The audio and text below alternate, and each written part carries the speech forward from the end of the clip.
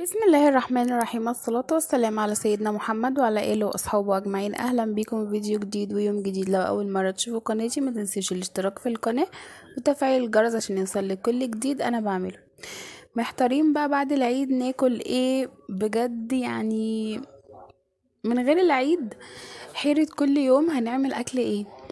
لما كنت في بيت والدتي كنت انا بقعد انا وماما، اي ماما هنعمله ايه النهارده؟ نعمله كذا، لا هي تقولي لا نعمله كذا احلى احسن. فدلوقتي انا في البيت لوحدي، محتاره ان انا اعمل اكل ايه. ولما بسأل جوزي اعمل اكل ايه يقول لي اي حاجه. المهم كان عندي بطاطستين بالعدد وكام قرن فلفل كده واتنين بتنجان او بتنجانتين. وللاسف كمان ما كانش عندي لحمه مفرومه، طلعت لحمه من التلاجة ولغايه لما النور راح وجه سبتها فكت وضربتها كمان في الكبه. المهم سخنت، قطعت بقى البتنجان والبطاطس والفلفل طبعا بالطريقه اللي انت حباها، او يعني الشكل اللي انت حباه، الطريقه اللي انت مرتاحه عليها. تقدري تقطعي الخضار زي ما انت عايزه.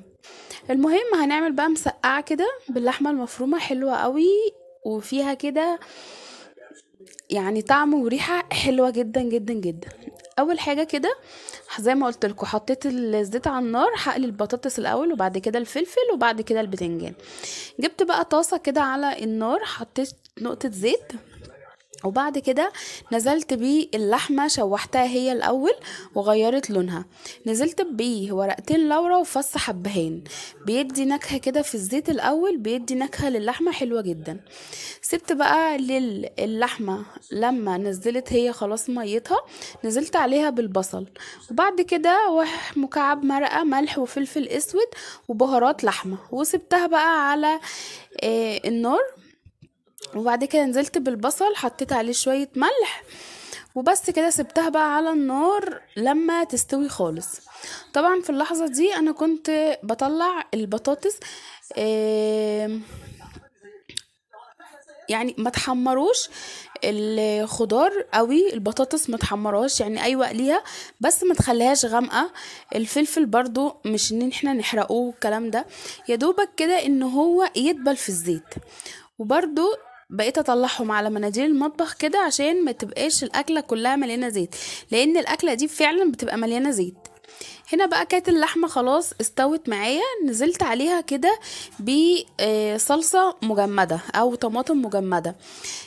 بتنزلي بكميه حلوه لان دي هي الصوص بتاع الطماطم اللي الصوص بتاع المسقعه اللي هيخلي المسقعه كلها طماطم. خلاص هسيب بقى الطماطم تفك كده مع اللحمة وبعد كده هوريكم هيتكون شكلها عامل ازاي. بصوا اهو كده هي استوت معايا والصلصة فيها ياما.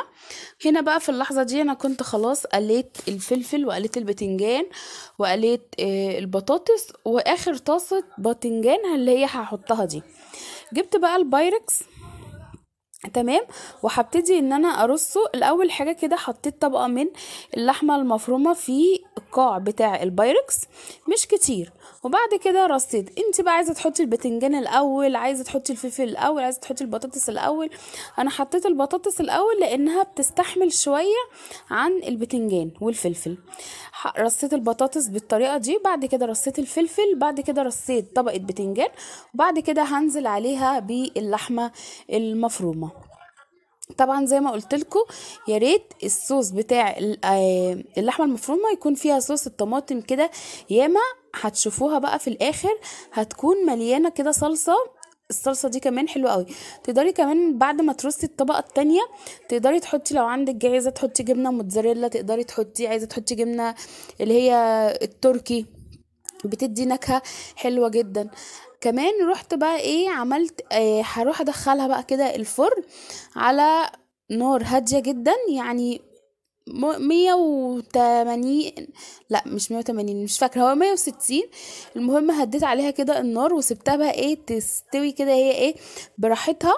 رحت بقى عملت شوية رز كده بالشعرية، حطيت زيت مرضتش يعني، وحطيت يعني حتة من السمنة صغيرة وسبت الشعريه بقى تاخد كده ايه لون جلد كده على النار. ما بسيبش الشعريه كتير، يعني زي ما بتكون الشعريه خلاص بتتحمر تكوني غازله الرز وتنزلي عليها على طول، مش تكون الشعريه لسه خلاص بتتحمر وتروحي تغسلي الرز، لان الشعريه غير المكرونه لسان العصفور بتاخد وقت على مش بتاخد وقت خالص على النار وممكن تغمق. خلصت بقى كده الرز، هروح بقى اطلعهم كده من الفرن. عملت طحينه كمان. بصوا بقى الرز مفلفل ولا مسقعه، بجد شكلا حلوا جدا وطعما بجد خرافه. هنا كده بقى وصلنا لنهايه الفيديو. يا رب الفيديو يعجبكم واشوفكم في فيديو جديد. ما تنسوش اللايك والاشتراك في القناه، وكل سنه وانتم طيبين وينعاد علينا الايام يا رب بخير. اشوفكم في فيديو جديد، مع السلامه.